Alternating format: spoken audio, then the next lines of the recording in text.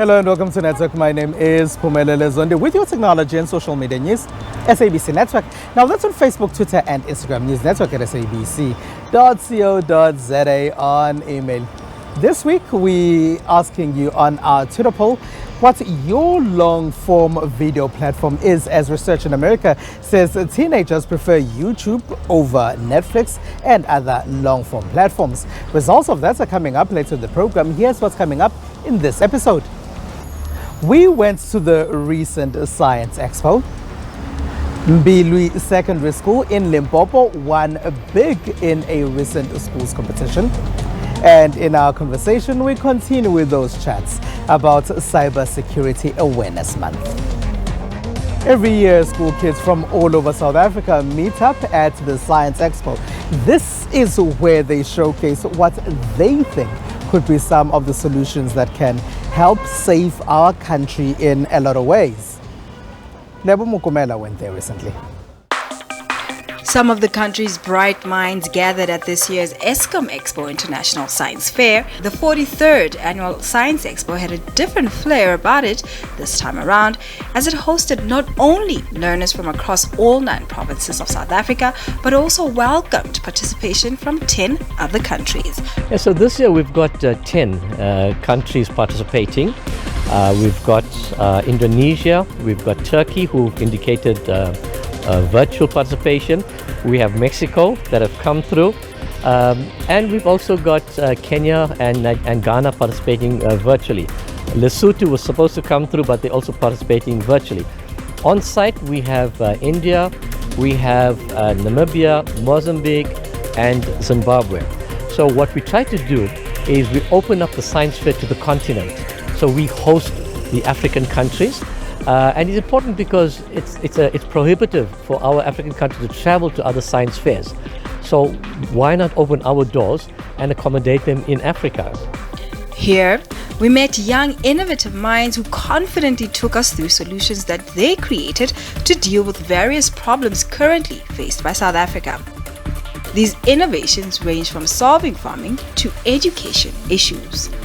This machine is a multi-purpose that does many cultivating jobs. It encourages farmers to go back to their works. It has a hook teeth that is used for debushing, and when I said like debushing, I mean like removing trees with their roots and clearing the field. And secondly, it has spray tank. It first is a mixture of 3 chemicals. First chemicals is herbicides. You can use it for like removing grass with their roots, weeds, except you will remove everything except the crops that you have planted. And secondly is insecticides. It kills all insects in the crops that can eat the crops. Pesticides, last one. It kills all pests like rats that can eat your crops. Seeds and fertilizer is divided into pieces. First half is fertilizer and this one is seeds. And it's connected together with the seed distributor. When the seed distributor distributes a fertilizer, it also drops a seed. Sensors. It has 2 either. This one can sense in the space and check the surrounding temperature of rain, insect that can eat the crops before the insect comes. It tells you a month before, a week before. And this one check the soil and check the soil diseases and insects that are on the soil that can eat the crops. Fire extinguisher. Yeah, you can use it like when you see fire. Not tillage. It is used for breaking the soil and making the soil soft. All of the tools on the machine are controlled by buttons. In future, this machine will no longer use petrol, but will instead use biogas. And there could be a satellite that tells a farmer the information when the insect can eat the crops and tells a month before or a week before. And it tells the farmer what kind of insect. And in future, it can be added some tools like when building a construction. Our project was we tried to solve 2 of South Africa's most common problems, them being our roads filled with potholes and plastic pollution. So we combined both these problems and used one solution. Pothole A was our control, which was just plain cold asphalt mix, and it was steady and firm. so there was no cracks when we filled the pothole. Pothole B was with the PET plastic, which is a clear plastic. Pothole C, however, did work well. It was almost like the control. There was no deterioration throughout the whole experiment. And we did some research to find the reason for this, and we think the main reason is surface tension. So each material has like a certain amount of energy, and if these energies are close to each other, they will bind better. I'd like to introduce you to Sizzler, the bot firefighter. So it's essentially a robot which is tasked with eliminating the risks which firefighters are faced with on a daily basis due to their harsh working conditions. So firefighters are exposed to many risks and suffer from heat exhaustion, poisonous gases in the working place. They also have one of the highest cancer risks. From this, I decided to tackle this problem by designing a robot that would be capable of performing basic firefighting functions so that it can be used in an emergency situation by firefighters outside the building. This would eliminate the risk which the firefighters are exposed to. So I designed a robot that can be remote controlled from the outside, and it has a built-in camera function which will be able to allow the firefighters outside the building to see the situation inside the building. Eskom said that over 300 learners from South Africa attended the expo, and 23 full bursaries valued at up to 450,000 each were awarded to the winners. Other prizes included cash, tablets, laptops, and work exposure opportunities. A solution from Mbilwi Secondary School was the big winner at the Solve for Tomorrow event that took place. Here's producer Faith Manzini. The Samsung South Africa Solve for Tomorrow School competition has a winner for 2023. Mbilwi Secondary School from Venda in Limpopo walked away with the 100,000 Rand cash prize. Coming in at second place is Maputa Dichaba Secondary School from Mpumalanga, walking away with 50,000 Rands, and in third place is Umlazi Comprehensive Tech High School from KwaZulu-Natal, who walked away with 30,000 Rands. Hlubi Shivanda, Samsung SA Director of Business Operation, Innovation and Corporate Affairs, says they are proud of all the learners who entered the competition. We need to encourage a lot of learners to go into the STEM sort of fields. As we can see, the world is moving towards innovation, technology, and the like. And we think those are the skills of the future.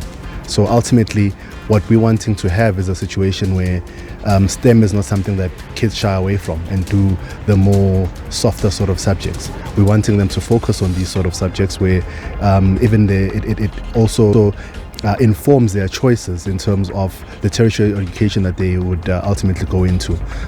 Samsung, in partnership with the State Information Technology Agency, says the competition is aimed at giving grade 10 and 11 learners from underserved communities an opportunity to gain invaluable skills while solving some of the challenges within their communities through science, technology, engineering, and maths. Well, as a group, we've done this in many countries where we operate. This is the first iteration in South Africa. And what we've seen in the various parts of the world where we've done this is that it does encourage students to focus on STEM, which is something that we think also as a country is something that we need to get our students to focus on, our learners rather. I think it was in 2018 when the Department of Basic Education also announced that STEM is a focus area for them, in encouraging learners to take up these subjects and ultimately be able to use the subjects to further enhance the learning experience and ensure that the learners themselves are able to build solutions and be innovative utilizing science, technology, as well as engineering and mathematics. The schools had to identify problems in their communities that they could solve using science, technology, engineering, and maths. The winning prototype, created by the learners from Mbilwi, is a plan to fix all the potholes in their town's roads using recyclable and sustainable materials that include discarded bottles that they collected. Honestly, it feels like a weight off our shoulders, but it also just feels amazing. We left them speechless. We wanted them to ask us as many questions as they could, and nothing left. So we're just very happy. The Solve for Tomorrow competition has been challenging public school students to dream since 2010. The other schools that made it to the top 10 include Moyaneng Secondary School from Limpopo, Pendukani High School and Adams College from KwaZulu-Natal, Rebatla Tuto High School and Lekhaetsi High School from Free State, Pumulong Secondary School and Buhlebemfundo Secondary School from Gauteng. Our school project was based on the experience we had as a school, so it's basically a smoke extractor. We presented a prototype whereby we will reduce the power of the power cuts of load shedding. Our project was to make a falling water technology to generate water for the community, as we can go days without having water. So we're going to use the process of osmosis to clean and purify water so that the residents can get clean and safe water. So we were creating an automated water reuse system. The cash prizes will go towards STEM equipment for each school according to their various unique needs. Samsung says South Africa needs to equip the youth to seize opportunities that lie in the ICT. As we spend a lot of our lives online, we also do our shopping and purchase all kinds of services there as well. There's a new book that's trying to showcase what's happening in South Africa in the e-commerce space. We've been self-publishing books for a couple of years now, having self-published 3 books before. But this particular book was a brainchild of the Heavy Chef Foundation, which is the non-profit of Heavy Chef, and where our previous books focused on showcasing the story of an individual entrepreneur. We quickly wanted to try and get the voice of a multitude of entrepreneurs, the wisdom of crowds, so to speak. So this book, Selling Products Online, was an amalgamation of that idea and an insight that the strongest predictor of success is the quality and frequency of interactions between entrepreneurs. So we wanted, through the writing of the book, bring the different perspectives of entrepreneurs and sometimes contradictory perspectives from entrepreneurs related to the e-commerce space. For us, for process perspective is obviously choosing the platform that suited our business. Okay, so we looked at the various options. We looked at designing our own websites. We looked at WooCommerce. We looked at Magento. We looked at Shopify. And for us, what we found based on our goal, which was obviously first interacting and identifying the customers and understanding them, we thought Shopify was the easiest platform to go live with because it's literally a plug and play. Loading products is easy, you don't need to be a developer to do that. Plugging in a payment gateway is easy, you don't need developers. In terms of courier, that needed a little bit of development, but again, the costs are not enormous where I'm doing a whole development from scratch. And hence, we chose Shopify as our option. It was a cheaper option, it was the easier option, and I had full control of the site. So me loading products, me changing the look and feel of the site, I could do all of it on my own. I didn't need a developer to be able to do that because we didn't have the spend at that time to do it. Going online for my business was very easy because it's a no product, minimal overhead business. So my services are abstract, copywriting services, training services, and speaking services. So I'm the commodity. Which means there's no supply chain, there's no fulfillment, there's no need for distribution or logistics or any of that. It's really just a marketing challenge and then a payment gateway challenge. The credibility, thankfully, had already been built over the 16 preceding years, so there wasn't really any of that. I didn't have a sort of trust hesitation to overcome. It was the biggest obstacle was me. You know, it took me a while to realize that it worked and that I could do it. It is the SABC Network on Facebook, Twitter and Instagram. News Network at sabc.co.za on email. After the break, we chat about cybersecurity issues as we continue with Cybersecurity Month. SABC Network on Facebook, Twitter and Instagram. News Network at sabc.co.za on email. We've shifted much of our activity to online spaces where we play video games, spend time on social media, and do many other things. And with this, there's an increase of cyberbullying. Now, stats show that about half of the victims of cyberbullying are actually children. It is Cybersecurity Month, and we continue with our series on cybersecurity and how we can keep safe in those online spaces. Joining me for this discussion today is Professor Noluxolo Xaza, who is the founder of the Cyber Culture Foundation. Professor Xaza, hello and welcome, and thank you very much for being a part of our network. Maybe you can start by telling us what cyberbullying actually is. Thank you so much for having me.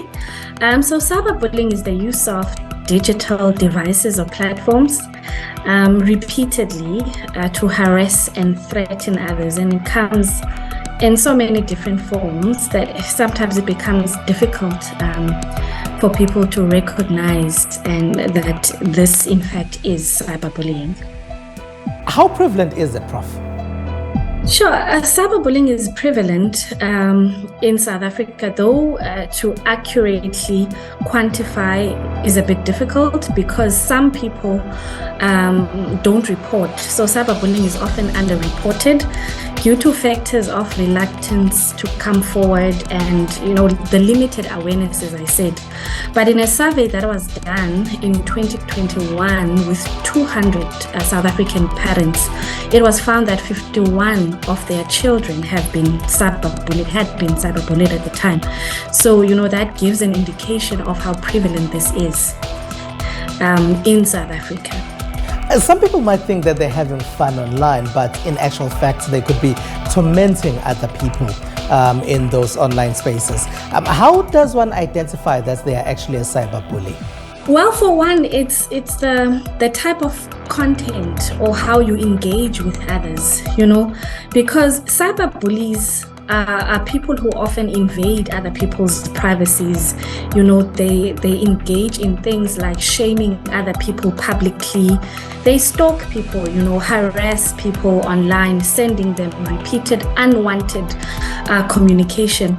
So if you are someone who engages in such things where, you repeatedly try to communicate with someone where you can sense or you've been told that the communication is unwanted, you are calling other people names, you are spreading rumors or fake news about a person. Those are some of the red flags in your own behavior. If you were to say what are the things to step away from that could identify you as a cyberbully. And are there measures that can be taken by the victims of cyberbullying? The first thing is don't retaliate, right? Do not want to don't want to cyberbully back if you are being shamed publicly. Don't want to engage on the very same behavior. Don't retaliate. Keep evidence. Screenshots, they help, particularly in cases where the cyberbullying would be escalated to an authority. Inform a trusted adult, and this is particular for children because you want them to be engaged with someone that will be their safe space. So you want to also report to the authorities if you see that this is a behavior that has escalated up to a certain point. So don't retaliate, keep the evidence, inform a trusted adult, and contact the relevant authorities. One thing that does help as well is to inform the social media platforms, because some social media platforms can actually what do you call this? They have a probation period for people who've been identified as bullies. So those people who bully can have time off social media. So can I contact you if perhaps I run a school or I'm a principal or a teacher for a school? How do you pick your schools? So with this particular roadshow, the Department of Education identifies the schools where they have experienced cases of cyberbullying, even to the extent of suicide in some cases. So they identify the schools and then we go there to address the learners. If you want us to come to your school, you can put on a request. We are available. We've got a website. It's www.cyberculturefoundation.org. We are available on Twitter. Not Twitter.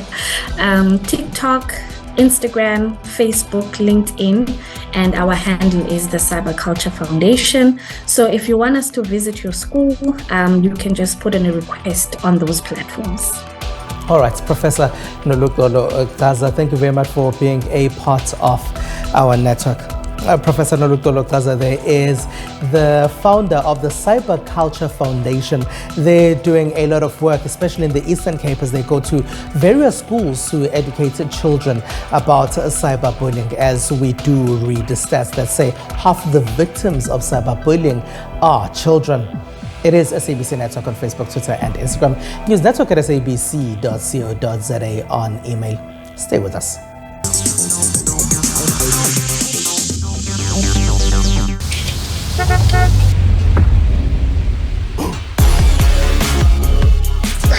So how long until he tells us about the bus that he saved?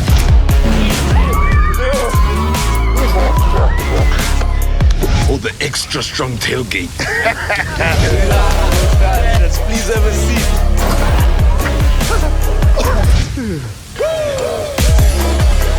So when are you getting yours? Hey, getting this big boy tomorrow.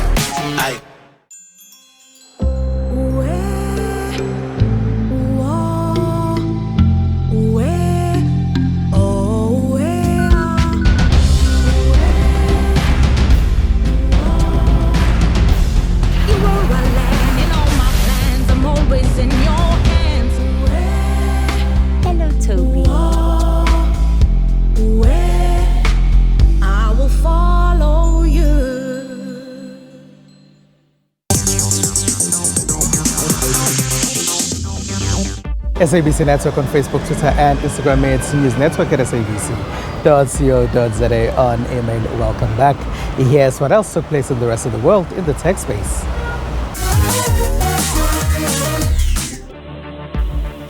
Taiwan's Foxconn, the world's largest contract electronics maker, will build a new kind of data center using NVIDIA chips and software for a range of applications, including self-driving cars. The AI factory would develop the software for this car. This car would, of course, go through life experience and collect more data. The data would go to the AI factory. The AI factory would improve the software and update the entire AI fleet. This entire end-to-end system, on the one hand, AI factory, on the other hand, AI AV fleet, is what NVIDIA and Foxconn are building. Foxconn, the largest supplier of Apple's iPhones, wants to replicate its level of success in assembling personal computers and smartphones as it expands into making electric vehicles for other companies. And now in Israel. 450 volunteers, many from the tech sector, have put their private sector jobs aside to help try to locate the missing Israelis after a deadly Hamas attack which killed at least 1,300 people, the deadliest single day in the State of Israel's 75-year history. Right now you're in the middle of what we call the war room. And this is the section, the array that deals with hostages, with missing people, with dead people. We try to understand the status of each one of the missing people, and we still have more than 1,000 people who are missing. And basically people since Sunday, last Sunday, this is 9 days, they are basically going through, the vast of information. We have different desks here, and we have teams that are working on technology, cutting-edge technology like AI, like facial recognition, voice recognition, trying to match patterns of movements and all the stuff. On the other hand, we have people who are on social networks. What they do is basically they are the eyes on social networks of different movies, different photos that are relevant to the hostages. And then we have also a group of interrogators, we call them, information scientists, data scientists, that basically goes over all the data and try to assemble a picture of what we see here. Analyzing the videos filmed and uploaded to social media by Hamas militants, volunteers are able to track and identify victims but are working against the clock as hostages remain in Hamas custody. New research in the United States of America shows that teenagers prefer YouTube over Netflix when it comes to long-form video content. This week, our Twitter poll is asking you, what's your favorite platform?